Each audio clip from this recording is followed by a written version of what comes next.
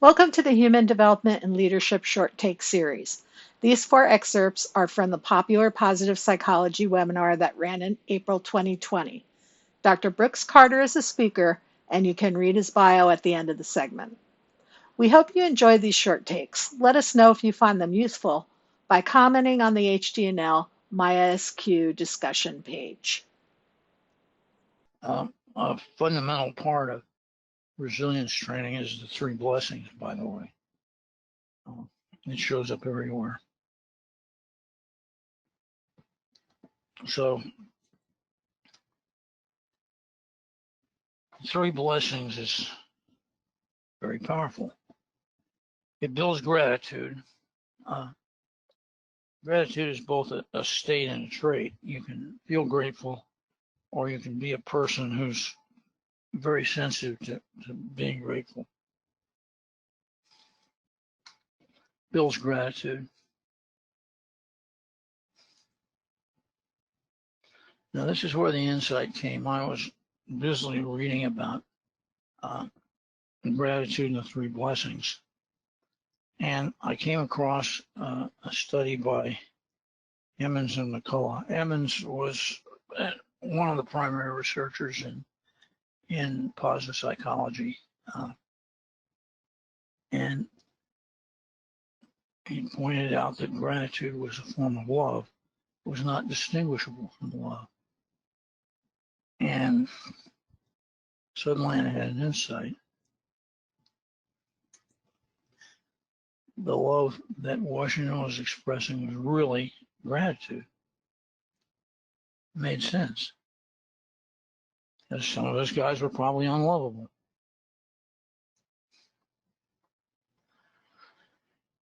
So I wanted to see if this was a discovery of any kind.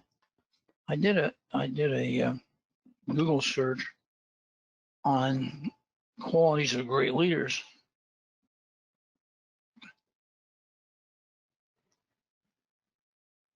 I couldn't find one person who cited gratitude as a quality of great leaders. That you'd think by chance somebody, even if it didn't play any part in leadership, you would think somebody would mention it because it's kind of a good quality.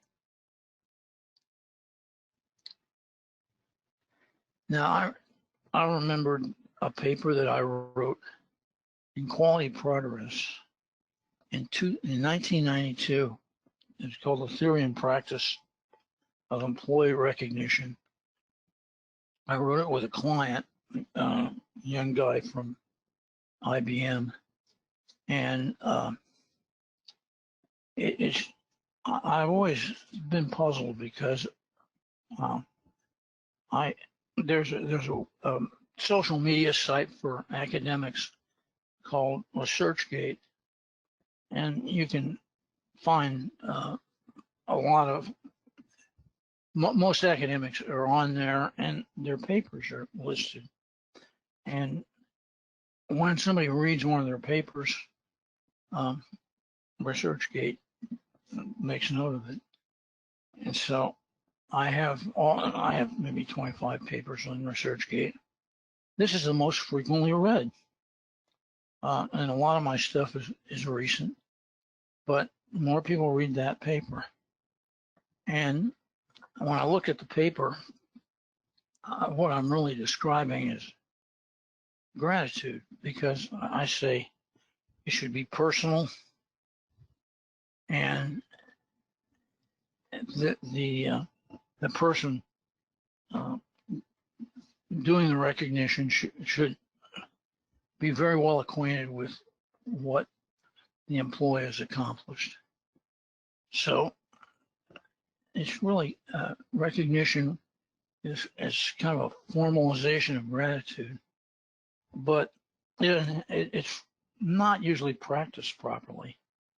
So usually it's routine, and it's almost like pay. But done properly, it's gratitude. I did find a study that looked at the relationship between gratitude and leadership. One study, I love the names, Ritzenhofer, Brossi, Sprelli, and Velpe, a German group writing in a very good journal. That's a very good paper. They did two studies. First study, they wrote scenarios of describing the behavior of a leader, and they had grateful leaders and prideful leaders. Grateful leaders were judged to be more trustworthy and having more integrity. Prideful leaders were judged to be more competent, which surprised them. But there's a big effect in terms of integrity and trust. Those are pretty important characteristics for a leader.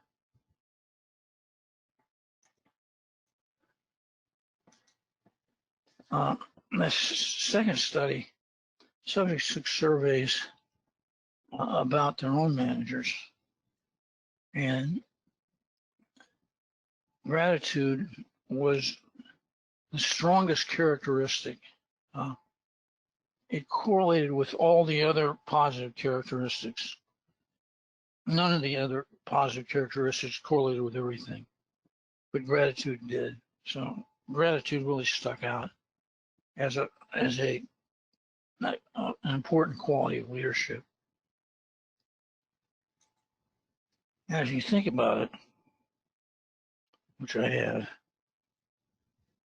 you can't buy loyalty with money.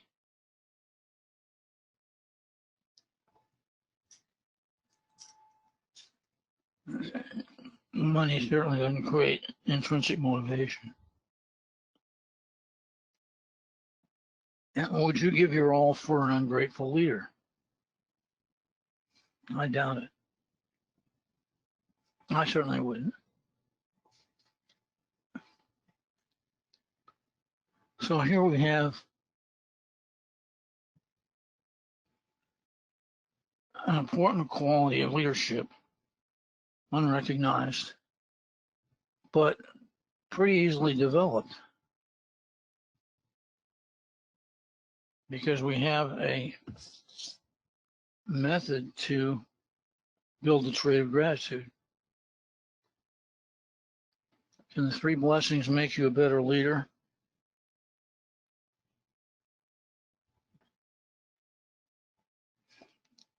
I'm inclined to think so. I would like to try this in a laboratory. Actually, I'd like to try this in the field. But here's a form of leadership training that should work. Thank you.